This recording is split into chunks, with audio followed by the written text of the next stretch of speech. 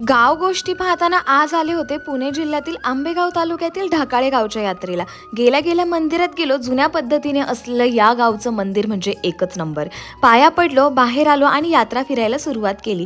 छोटे छोटे teddy bears, भांडीकुंडी, छोटे ट्रॅक्टर्स, भेळ, रेवड्या, पाणीपुरी, गुढीपाडवा आहे ना म्हणून घाट्या पण होत्या। आता चाललो होतो देवाला भेटायला। तिथे गेल्यावर कल्याणी पण भेटली। आज देवाचा सत्कार आहे घाटात। आता चला डिरेक्ट घाटात। जाताना पाहिलं बैलांनी भरलेल्या पिकअप्स येत होत्या। सागरने पण हाय केलं। बैलगाडीची लाईन तर पहा बरं। यावेळी घाटात बैलांना पकडून बैलगाडा मालकांनी पण हाय केलं।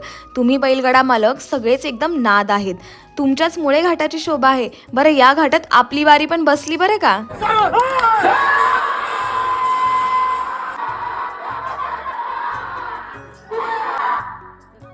यात्रांमध्ये उन्हात वाजंत्री मंडळी प्रत्येक वेळी बैलांच्या एंट्रीच्या वेळेस वाजवतात। कडक हो वाजंत्री मंडळी। आणि किती सेकंडमध्ये बारी बसली याचं पहिलं क्रेडिट निशाणवाल्यांना जातं। आता अनाउन्सर मंडळीमध्ये आपल्या मित्राला संदेशला हाय केलं। मी एखादी यात्रा मिस करेल पण सोमेश्वर आईस्क्रीम एक पण यात्रा मिस नाही करत। ढाकाळीच्या या घाटातच बैलांचे सत्कार होते। मी पहिल्यांदाच सत्कार पाहिला बैलांचा। काय भारी फेटे बांधले होते यार बैलांना आणि हार घातले होते। आणि घाटातून चालत जाताना त्यांचा रुबाब काय सुंदर वाटत होता।